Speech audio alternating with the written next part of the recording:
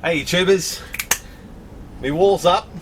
I've got one bank up there. Now I was going to put a second bank up here and go 48 volt, but the guy that I sold my original PIP 2424HS is going to drop that back because he actually hasn't used it yet, so I'm going to be able to borrow that. So I'm going to hook a 24 volt inverter up to this pack. I'm going to be able to run the new Batrium BMS on it. I'm going to be able to learn it, play with it, answer some questions, and I want to look at that back end of that software because I haven't been able to do that yet because I'm still learning, I guess. So let's pull this pack down, let's make it as safe as possible, and let's get this done. Okay, first step. As I've said in a few other videos, I have a positive side on this side, negative side on that side. I want to replace, I've got to do it so you can see it, replace these bottom three cells with some faulty cells. So let's get some faulty cells out. And when I say faulty cells, they aren't really actually faulty, they're just low capacity. I just want ones that look good. So I should be able to pop that off nice and easily. Right, so these three cells.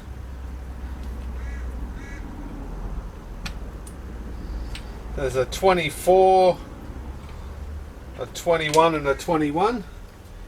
We'll put those underneath there.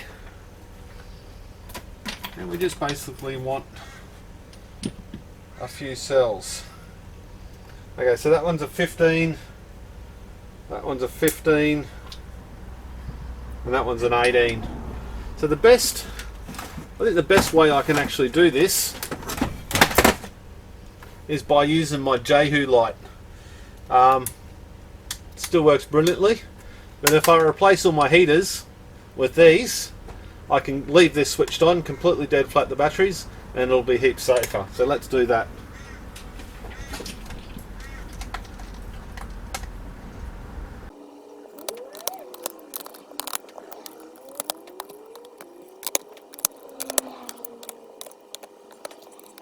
Rightio tubers, we're about 8 hours later from when I started this, and we've got a problem. The Jehu light is still discharging those cells, so I didn't get much further with actually doing all these packs and making them all up. What I've decided to do instead is work this out. It's taken me quite a bit of time because I've been reading step, question step, reading step, waiting for a reply. It's taken a little bit of time. It's baby steps at the moment, and basically I'm just using a computer power supply and a buck boost converter into 3 cells to make it 12 volt, running 3 long mons and attaching it to the watch mon. It's one wire here which goes to the 2 pin there, so that comes out and goes into the long mon, and the other end joins to the other side, so that joins to this one here. And then this one loops to that one, and that one loops to this one, and then the red and black just go to the batteries, and it's done. Okay tubers, so we're all set up here and ready to go for another quick test. I've waited till the sun went down so it was a little bit darker inside my workshop so I could see the lights and stuff a little bit better. So what I've done is we've got in the center here, we've got a cell that's, what's that, about 4.1, so it's almost fully charged. I've got it set to 4.1 volts. In the software of the BMS, which is completely configurable. The 2 outside cells are a little bit lower. Now I've got the power supply hooked up to a buck boost converter, and that is in turn charging the batteries, and the current battery voltage is 11.8 volts. Now I've got the buck boost set to 12.6 volts. According to my multimeter, of course, that could be a little bit wrong according to the screen up there. So what I'm going to do now, I'll turn on the charger so we can see how it works, and then we'll pan over to the actual lights and stuff on the long mons. Okay, let's get on with this test and see how it shows up on the camera. Okay, so 3, 2, 1, turning it on. We can see here we've got a flashing one, which means it's exceeding its limits, but it's not actually hurting the long mon itself.